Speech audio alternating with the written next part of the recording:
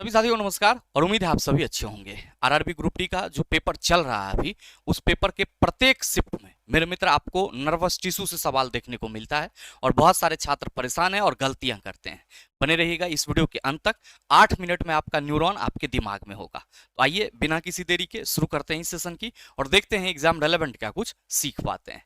ध्यान में रखिएगा, रिवीजन के लिए जो पीडीएफ है वो आपको हमारे टेलीग्राम ग्रुप से मिल जाएगा, जिसका लिंक इस वीडियो के नीचे डिस्क्रिप्शन में डाला हुआ है। आप वहां से जाकर के पीडीएफ को एक्सेस कर सकते हैं। बहरहाल मेरे मित्र, हम लोग का जो टॉपिक है वो है नर्वस टिश्यू, जिसको हम लोग क्या कहते हैं, आप सभी कहेंगे तंत्रिका ऊतक। आप सबों को मालूम है कि हमारे शरीर में या किसी भी जंतुओं के शरीर में सर 4 प्रकार के ऊतक होते हैं: उपकला ऊतक, संयोजी ऊतक, पेशी ऊतक और तंत्रिका ऊतक। तो जो आपका तंत्रिका ऊतक होता है मेरे मित्र, बेसिकली वो किससे बने होते हैं? न्यूरॉन से बने होते हैं। और याद रखना आप सभी कि तंत्रिका ऊतक की कोशिका क्या कहलाती है? न्यूरॉन कहलाती है। आप सभी न हो तो यहाँ पे लिख लो, या फिर इसी को हम लोग नर्व सेल कहते हैं, तंत्रिका कोशिका भी कहते हैं। ये ध्यान में रखना, इसी को तंत्रिका कोशिका भी बोला जाता है। अब आपके मन में सवाल आएगा कि गुरुजी ये तंत्रिका कोशिका क्या करता है? मेरे भाई आप सभी ध्यान दो कि आप शांति से बैठे हुए हो और पीछे से कोई आए और आपके गर्दन पे लाइटर जला दे, आप तुरंत गर्दन अपना छिपेंगे? ये जो आपके ब्रेन को मैसेज गया कि आपके पीछे में कोई ज्वलनशील पदार्थ है, ये कैसे गया सर? इसी न्यूरॉन के माध्यम से गया। मेरे मित्र, आप कुछ भी चीजें याद करते हो, मान लो कोई पुराना गाना बज रहा है और उसको आप रिलेट कर पाते हो कि हाँ हमने इस गाना को पहले सुना है। ये संवेदनाएं जो उत्पन्न हो रही है किसके वजह से सर? न्यूरॉन के वजह से। तो आप अपने बॉडी के द्वारा जो भी मूवमेंट कर रहे हो, जो वॉलेंट्री मसल्स है या इनवॉलेंट्री मसल्स है, ऐच्छिक पेशी या अनैच्छिक पेशी है, इन सभी में जो गति हो रही है, इन सब के पीछे कौन है सर? आपके शरीर में जो न्यूरॉन तंत्रिका कोशिका है वो है। और ध्यान में रखना कि ये जो आपका तंत्रिका ऊतक है, ये बेसिकली आपके शरीर में क्या करता है? कंट्रोल एंड कोऑर्डिनेशन में अहम रोल निभाता है, नियंत्रण एवं समन्वय में अहम रोल निभाता है। अब आप कहेंगे नियंत्रण एवं समन्वय क्या हुआ? मेरे मित्र, आपको मन है कि हम कोई चीज पेन उठा करके लिखें, तो ये आप अपने ब्रेन को मैसेज देते हो कि हमें लिखना है। ब्रेन जो है वो आपके हाथ को मैसेज देता है कि कहां है पेन, लाओ इसका तकदीर लिख दे। तो मेरे मित्र, मेरे कहने का मतलब ये हुआ कि आपके द्वारा जो भी परफॉर्मेंस की जाती है, आप जो कुछ भी फील करते हो, उसमें ये न्यूरॉन का बहुत अहम रोल होता है। और आपके पूरे बॉडी में क्या होता है सर? ये न्यूरॉन कोशिकाएं मौजूद होती है, जिसका केवल और केवल काम क्या होता है सर? केवल और केवल काम होता है मैसेज को ग्रहण करना, उसको प्रोसेस करना और फिर अगली कोशिकाओं को ट्रांसफर कर देना। अब मेरे मित्र, यहां पे आप सभी ध्यान में रखना कि ये जो तंत्रिका ऊतक है, ये जो तंत्रिका ऊतक है, या फिर हम लोग मस्तिष्क की बात करते हैं यानी कि ब्रेन की बात करते हैं, या फिर जो मेरुरज्जु की बात करते हैं, स्पाइनल कोड की, या फिर हम लोग तंत्रिका ऊतक की बात करते हैं, आप सभी को ये ध्यान में रखना होगा, ये सब के सब किससे बने होते हैं मेरे भाई? ये सब के सब न्यूरॉन से बने होते हैं। किससे बने होते हैं? न्यूरॉन से बने होते हैं। और ये जो ब्रेन है, ये आपके बॉडी में कह सकते हो कि एक तरह से कंप्लीट कंट्रोलर का काम करता है। ये पूरे शरीर में होने वाले एक्टिविटी को क्या कर रहा होता है सर? नियंत्रित कर रहा होता है।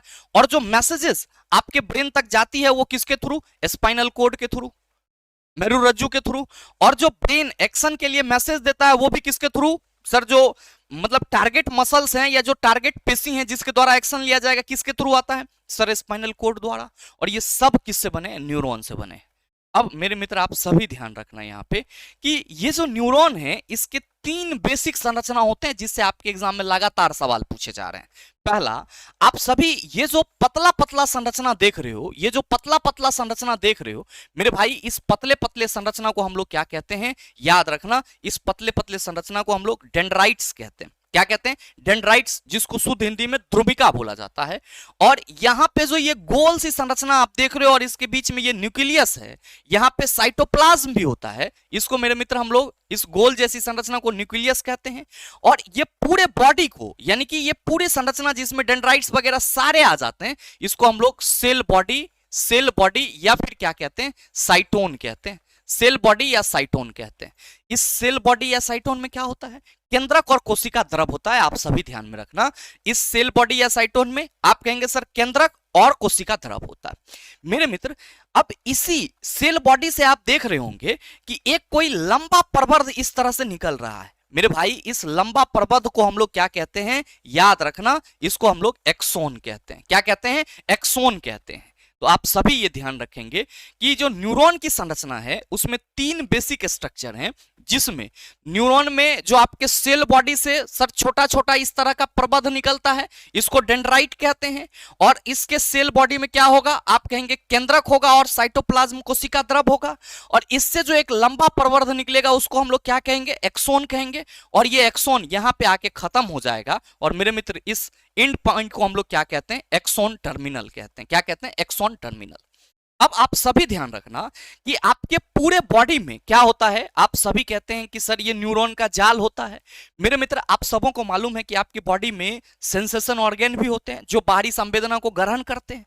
आप सभी ध्यान रखना कि ये जो डेंड्राइट्स है, ये जो डेंड्राइट्स है, ये क्या करता है सर, संवेदना, ये डेंड्राइट संवेदना को ग्रहण करता है, संवेदना को ग्रहण करता है। ठीक है, किसी न्यूरॉन अथवा आप कह सकते हो किसी संवेदी जो आपकी कोशिका है या संवेदी अंग है उससे। तो मेरे मित्र इस डेंड्राइट का काम क्या होता है, संवेदना को ग्रहण करना। अब ये संवेदना कहां से ग्रहण करेगा, या तो किसी न्यूरॉन से या फिर आप सभी कहेंगे किसी संवेदी अंग से। मेरे मित्र याद रखना कि ये संवेदना डेंड्राइट्स के थ्रू कहां जाएगा, ये संवेदना डेंड्राइट्स के थ्रू इस सेल बॉडी में आएगा। ये संवेदना जो है वो डेंड्राइट्स के थ्रू कहां आएगा, सेल बॉडी में आएगा। और मेरे मित्र यहां पे ये इलेक्ट्रिकल इंपल्स में बदलेगा सेल बॉडी में। और ध्यान रखना कि ये इलेक्ट्रिकल इंपल्स इस एक्सोन के सहारे अगले न्यूरॉन को ट्रांसफर हो जाएगा। जो आपका संवेदना है वो एक्सोन के सहारे क्या होगा, अगले न्यूरॉन को ट्रांसफर हो जाएगा। और मेरे मित्र आपके एग्जाम में बार बार यही सवाल पूछा जाता है कि सर इस न्यूरॉन में संवेदना किसके द्वारा ग्रहण की जाती है। आप सभी कहेंगे डेंड्राइट्स के द्वारा। किससे ग्रहण करेगी, किसी अन्य आपका जो न्यूरॉन होगा उससे या फिर संवेदी अंग से। अब जो आपका सेल बॉडी है इससे संवेदना किसके द्वारा दूर जाती है, आप सभी कहेंगे एक्सोन द्वारा। तो संवेदना को ग्रहण करता है आप सभी कहेंगे डेंड्राइट्स, या फिर आप सभी कह सकते हैं, या फिर आप सभी कह सकते हैं कि सेल बॉडी, न्यूरॉन के सेल बॉडी के अंदर, न्यूरॉन के सेल बॉडी, न्यूरॉन के सेल बॉडी के अंदर, न्यूरॉन के सेल बॉडी के अंदर संवेदना डेंड्राइट्स के द्वारा लाया जाता है। संवेदना डेंड्राइट्स के द्वारा लाया जाता है, डेंड्राइट्स के द्वारा लाया जाता है। और मेरे मित्र आप सभी ये ध्यान देना कि ये जो एक्सोन है, ये जो एक्सोन है, इस एक्सोन के द्वारा संवेदना को, इस एक्सोन के द्वारा संवेदना को सेल बॉडी से दूर लाया जाता है, सेल बॉडी से दूर लाया जाता है। ये बात ध्यान में रखेंगे। ठीक है, अब मेरे मित्र ये ध्यान देना कि आप देख रहे होंगे कि सर इस एक्सोन के ऊपर में ये इस तरह का लेयर है, ये इस तरह का लेयर है, इस तरह का जो लेयर है, आप सभी ध्यान में रखेंगे कि एक्सोन के ऊपर में जो बाहरी ये सॉफ्ट लेयर है, इस बाहरी सॉफ्ट लेयर को हम लोग क्या कहते हैं सर, न्यूरिलेमिया शीथ कहते हैं। और ये क्या करता है, तो अंदर के पार्ट को प्रोटेक्ट करता है। और इसके अंदर जो संरचना होती है उसको हम लोग माइलिन शीथ कहते हैं। अब ये एक्सोन जगह जगह पे सर संकुचित है, इस संकुचित वाले पार्ट को हम लोग क्या कहते हैं, node of Ranvier, node of Ranvier. ये बात आप सभी ध्यान में रखेंगे। हालांकि आपके एग्जाम में सर 3 ही क्वेश्चन पूछे जा रहे हैं कि सेल बॉडी के अंदर, न्यूरॉन के सेल बॉडी के अंदर संवेदना किसके द्वारा आती है, आप कहेंगे डेंड्राइट्स के द्वारा। सर सेल बॉडी से दूर संवेदना किसके द्वारा जाती है, आप सभी कहेंगे एक्सोन के द्वारा। अब मेरे मित्र ये जो एक्सोन टर्मिनल है, यहां पे ये जो एक्सोन टर्मिनल है ये क्या करता है, आप सभी याद रखेंगे, संवेदना को दूसरे डेंड्राइट्स को ट्रांसफर करता है। और यहां पे जो एक्सोन टर्मिनल है और किसी दूसरे न्यूरॉन का जो सर डेंड्राइट्स होगा वो दोनों आपस में मिलेगा तो ये क्या क्या कहलाएगा, आप सभी याद रखना, सिनेप्स कहलाएगा। मतलब पहले न्यूरॉन के एक्सोन टर्मिनल और दूसरे न्यूरॉन के डेंड्राइट्स का आपस में मिलने का जगह सिनेप्स कहलाता है। अब मेरे मित्र ये तो हुआ जो आपका न्यूरॉन है, इसके बारे में एक बेसिक संरचना आप समझ गए कि सर इसका सेल बॉडी क्या है, न्यूक्लियस क्या है, एक्सोन क्या होता है, डेंड्राइट्स क्या होता है। अब एनसीईआरटी क्या कह रहा है जरा सा इसको समझ लेना, ये आपके एनसीईआरटी का पूरा टॉपिक है। और मेरे भाई पहला चीज आप सबों को ध्यान रखना है कि तंत्रिका ऊतक की कोशिकाएं बहुत शीघ्र उत्तेजित होती है। आपके बॉडी में जो तंत्रिका ऊतक की सेल है वो बहुत मतलब तेजी से एक्साइटेड हो जाती है और इसीलिए बहुत तेजी से आपको मैसेजेस भी मिलता है। ऐसे तो सभी कोशिकाओं में उत्तेजना के प्रति अनुकूल प्रतिक्रिया करने की क्षमता होती है, लेकिन जो आपका तंत्रिका उत्तक की कोशिकाएं हैं, इसमें उत्तेजनाएं बहुत शीघ्र यानी कि बहुत तेजी से उत्तेजित होती है। दूसरी बात जो कि मैंने आप सबों को पहले ही बताया कि मस्तिष्क, मेरुरज्जु तथा तंत्रिकाएं सभी किससे बनी होती है? आप सभी याद रखना, तंत्रिका उत्तक की बनी होती है। और मेरे भाई, तंत्रिका उत्तक की कोशिका को हम लोग तंत्रिका कोशिका या न्यूरॉन कहते हैं, जो कि आपने समझा। न्यूरॉन के बेसिक स्ट्रक्चर क्या है? डेंड्राइट्स, आप सभी कहेंगे सेल बॉडी, फिर एक्सोन। नेक्स्ट मेरे मित्र, तंत्रिका कोशिका 1 मीटर तक लंबा हो सकता है, ये बात ध्यान में रखेंगे।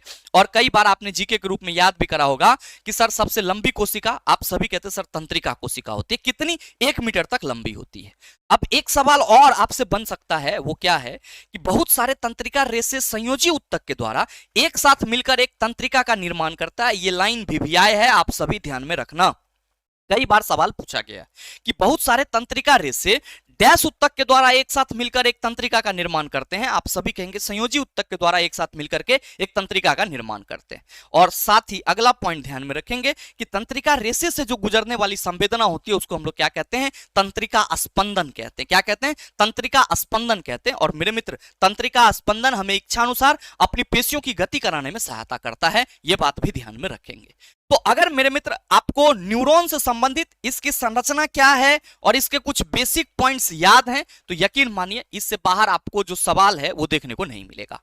उम्मीद करेंगे कि सर बहुत ही कम समय में आपका जो न्यूरॉन है उसका पूरा का पूरा जो कंसेप्ट है वो आपके माइंड में छपा होगा, और इससे पूछे जाने वाले सवाल पे अब आपका हक है। और मेरे मित्र, अगर आप चीजों को समझ गए हैं और वीडियो आपको अच्छा लगा तो वीडियो को लाइक कीजिएगा, ज्यादा से ज्यादा अपने दोस्तों के साथ शेयर कीजिएगा, और अगर आप चैनल पर नए हैं तो सब्सक्राइब करके बेल आइकन दबा लेना, ताकि इस तरह के एग्जाम रेलेवेंट वीडियो का नोटिफिकेशन सबसे पहले आपके पास पहुंचे और आप उसको सबसे पहले देख पाओ। मिलते हैं फिर अगले सेशन में, तब तक के लिए best of luck, thank you, have a nice day.